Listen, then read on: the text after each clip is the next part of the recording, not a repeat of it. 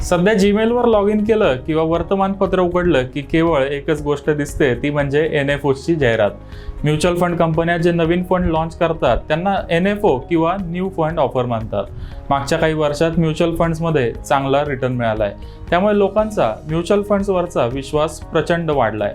त्यामुळे Zerodha, Helios capital आणि बजाज सारख्या कंपन्यांनी म्युच्युअल फंड व्यवसायात एंट्री केली आहे. म्युच्युअल फंडमध्ये इक्विटी, हायब्रिड आणि डेट अशा 3 प्रमुख कॅटेगरी आहेत. तसेच 50 पेक्षा जास्त सब कॅटेगरीज आहेत. ज्या कंपन्यांनी म्युच्युअल फंड व्यवसाय चालू केला आहे त्यांना या प्रमुख कॅटेगरीमध्ये किमान एक फंड या हिशोबाने किमान 30 ते 40 NFO लॉन्च करावे लागणार आहेत. तर दुसऱ्या बाजूला ज्या कॅटेगरीची लोकप्रियता वाढतीये त्या कॅटेगरीमध्ये आपला किमान एक तरी फंड असावा अशी जुन्या म्युच्युअल फंड कंपन्यांची इच्छा आहे. उदाहरणार्थ स्मॉल कॅप फंड्समध्ये मोठ्या प्रमाणावर आता गुंतवणूक होतीये. मात्र मोतीलाल ओसवाल यांच्याकडे स्मॉल कॅप फंड आतापर्यंत नव्हता, म्हणून त्यांनी स्मॉल कॅप फंडचा NFO लॉन्च केला. तसेच डेट फंडवर इंडेक्सेशनचा लाभ काढून घेतल्यामुळे गुंतवणूकदार आता आर्बिट्राज फंडमध्ये गुंतवणूक करत आहेत. पराग पारिख यांच्याकडे आर्बिट्राज फंड नव्हता, म्हणून त्यांनी काही दिवसांपूर्वीच आर्बिट्राज फंडचा NFO लॉन्च केला. आता सर्वात महत्त्वाचा प्रश्न म्हणजे गुंतवणूकदारांनी NFO मध्ये गुंतवणूक करावी का जुन्या फंडची निवड करावी? चला तर मग या प्रश्नांचं उत्तर जाणून घेऊया. NFO मध्ये गुंतवणूक करण्याचा सर्वात मोठा फायदा म्हणजे आपल्याला 10 रुपयाची NAV मिळते. याचा रिटर्नवर तसं बघितलं तर काही परिणाम होत नाही, मात्र सुरुवातीपासून फंडमध्ये गुंतवणूक केल्याचं समाधान आपल्याला मिळतं.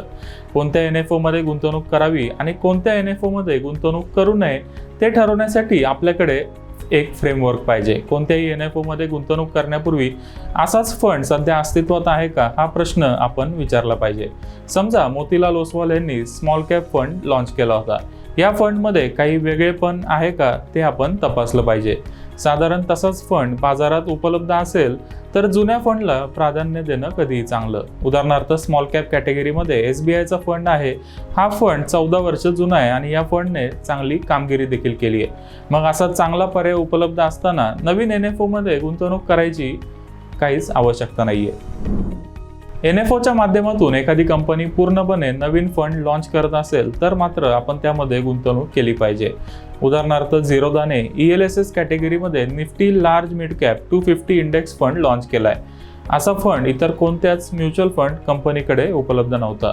जर तुम्हाला टॅक्स सेव्हिंगसाठी म्युच्युअल फंडमध्ये गुंतवणूक करायची असेल तर हा एक चांगला पर्याय आहे. असाच युनिक NFO लॉन्च होत असेल तर आपण त्याचा निश्चित फायदा घेतला पाहिजे. दुसऱ्या बाजूला बजाजच्या युलिप फंड्सनी मागच्या 10 वर्षात खूप चांगला रिटर्न दिलाय. मात्र इतके दिवस त्यांनी म्युच्युअल फंड व्यवसायात एंट्री केली नव्हती. आता त्यांनी या सेगमेंटमध्ये एंट्री केली आहे आणि मागच्या काही दिवसात अनेक NFO बाजारात आणले आहेत. Bajaj Finserv flexi cap fund आणि Bajaj Finserv balance advantage fund सारख्या फंडमध्ये गुंतवणुकीची संधी उपलब्ध झाली होती.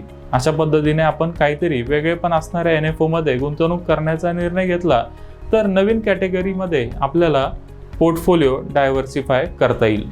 त्यामुळे आपली जोखीम कमी होईल आणि चांगली वेल्थ क्रिएट करता येईल.